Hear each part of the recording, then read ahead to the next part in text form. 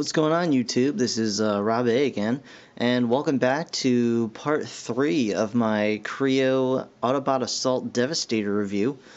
I'm not going to waste too much time here. I'm just going to show you these guys once again, and in a second I'm going to stop the camera and tear these guys into little pieces and build Devastator. So yeah, let's just get straight to it, okay? See you in a bit. Okay, guys, I got all of the constructicons deconstructed, and look at all these pieces. Pieces. So we're going to take a quick look at the instruction booklet here. Let me actually readjust the camera. Alright. So here's the instruction book. It is obviously the largest of the 4 books that you get total, and it's got all the crayons in here, as well as all the mini bits, just the general little construction stuff. The foreman's office. And I believe that the building skeleton there. And then here's just a few quick pages throughout, showing you the different parts, more parts, and yeah.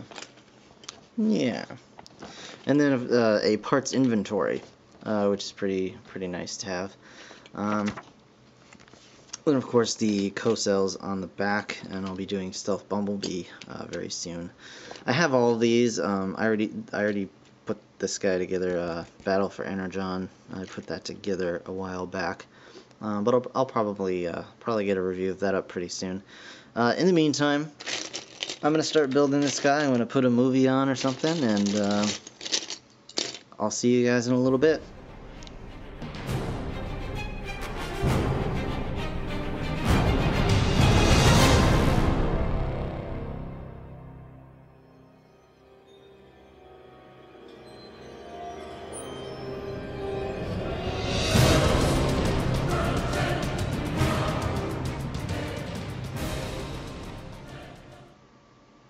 Okay, guys, I've got Devastator here. So let's take a quick look at this guy, and I'll move this out of the way. Alright, so he is really big, so I'm gonna have to kind of move the camera around a lot here. So as you can see, he is quite tall. If we move him back, you can see him compared to Ironhide, that also is included in this set, and Ironhide just comes up to about his waist. Also, here's the Optimus Prime from the Battle for Energon set, and he just comes right underneath his chest. So he's a really big dude, and I think he fits in very nicely with the other Kre-o sets, and definitely if you have a Lego collection, he'll fit in really well there too. And you can see his scale with one of the crayons. He's very large. So let's try and get a look at this guy. I'll do articulation as briefly as I can, because there's just a lot of it. He has ball joints at his ankles, at his knees, although these are limited on his knees, but you do get a little wiggle room.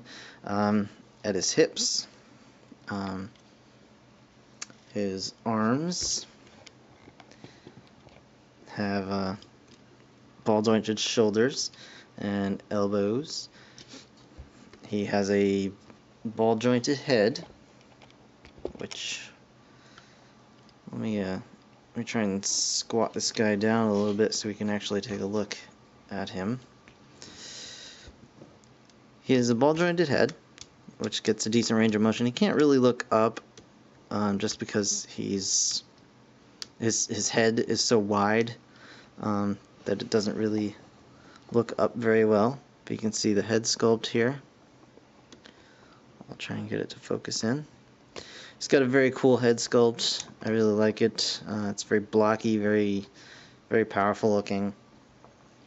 So the shoulders, elbows, he has, and what looked like in preliminary pictures that we saw of this guy, he looked like he had maybe a scorpion tail over the back of his head, or some kind of crane or something stuck to his head. But he actually has this arm over his shoulder, which has like this huge, awful claw on the end of it. It looks really evil. Really scary looking.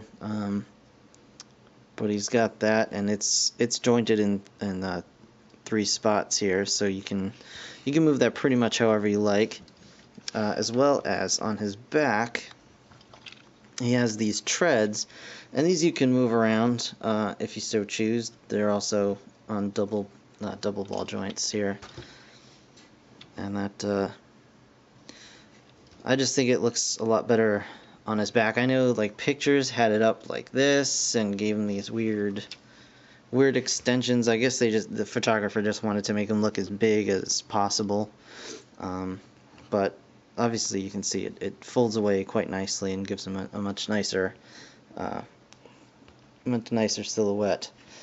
And you can just move this back and out of the way and kind of store that onto his back as well.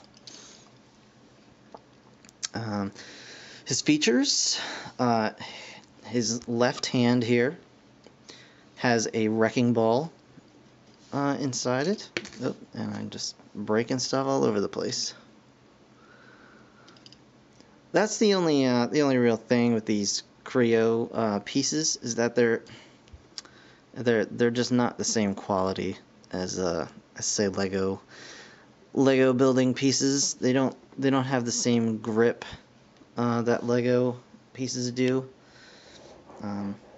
So I will admit these clear headlight pieces up here are actually Lego brand that I had to replace, just because the ones that he came with had already lost all gripping power and just wanted to slide right off anytime I tried to move this guy around, which is not very good for a review. But as you can see, he has a claw hand as well as a wrecking ball. So if you desire, you can just move the wrecking ball kind of out of the way, or if you make the if you kind of unwind it a little bit more, you can even,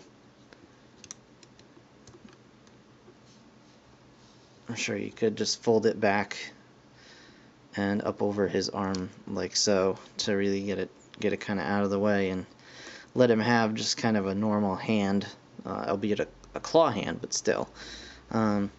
He also has the drill from Drill Bit, the spinning action, and he's got the claws here, so he can kind of grab onto something and then just drill it to bits. Yeah, so I mean, he's very big, he's very heavy, he's definitely imposing looking, and he looks a lot better in person than he does on the package, because it really does not do him justice how cool this guy actually looks in hand. Because on the box he does kind of look a bit like a mess, but I mean, when you have him in hand, you can see he's got a humanoid shape. He's not like ridiculously proportioned. He's definitely big and imposing looking, and as you can see with Ironhide here and Optimus. And yeah, I mean, I really do like him. So yeah, that's kind of, let's see if we can get most of the whole set in here, so you can actually kind of see what you're getting. Let's move Optimus out of the way. I don't know that this will work, just because he is so big. It's hard to really get everything into frame here. I have kind of a small table to work with, but there's the Energon piece I'll put there. You can't really see it, but you know it's there, because I told you. The porta potty, all the crayons, more crayons. Yeah, so I mean, you get a lot with this set, and just give me a minute, and I'll bring it back with my my final thoughts here. All right, guys, my final thoughts on this.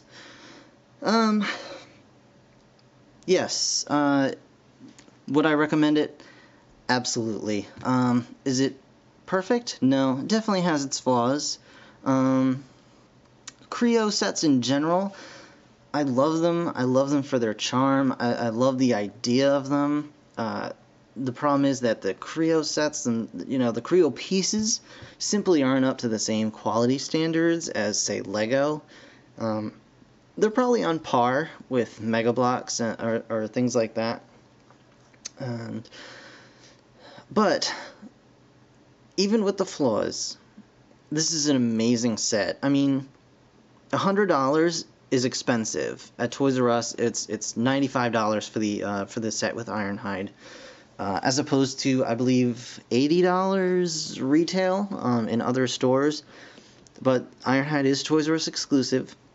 He adds so much to the set that I wouldn't recommend getting this without it. And even at $95, if you consider that they had to get someone or a group of people, they had to pay engineers to design 4 robots that turn into 4 vehicles that also turn into one giant robot, all using the same pieces. I think if you can take that all into consideration, $95 really isn't a bad deal, considering everything you get with this set.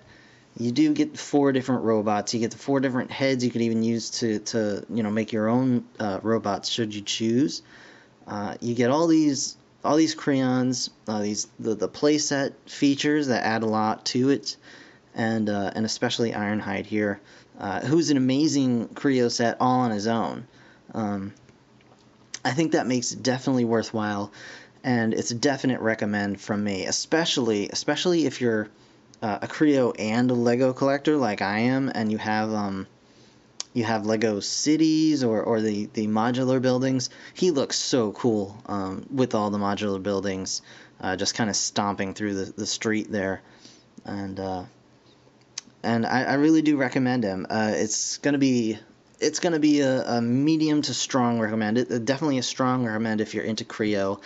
If you're not a big Kre-o person and you just like 1 or 2 sets and you're on the fence about this guy, you can save your money. I don't think you'll be terribly upset, but especially if you enjoy building, the building process, it's a really good time. You definitely get your money's worth out of the time itself. I mean, I'm one of those people that just likes the build as well as the final product. So this for me, because it took me like an hour and a half, I guess, to build the main robot here, and maybe an hour or so each on the not each, but probably an hour or so to build all the 4 guys, and then another hour to build all the vehicles.